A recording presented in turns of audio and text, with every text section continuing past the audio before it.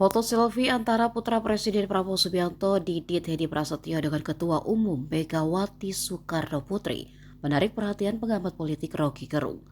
Senin 31 Maret 2025 kemarin, Didit mengunjungi kediaman Megawati di Menteng, Jakarta Pusat. Didit kemudian mengunggah momen kebersamaannya dengan Megawati di Instastory. Megawati terlihat ceria, begitu juga Didit yang tersenyum. Melihat itu, Rocky kemudian mengomentari jika senyum Megawati sangat alami atau natural.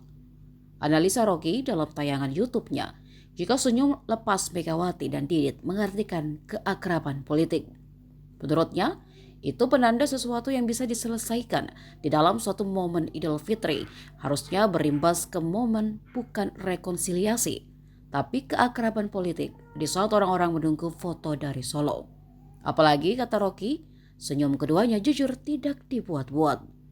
Kunjungan Didit menandakan hubungan antara Prabowo dan Megawati masih baik, di luar dari ketegangan yang sempat terjadi ketika Ketua Umum PDIP itu menginstruksikan kadernya tidak mengikuti retreat di Akmil Magelang akhir Februari lalu.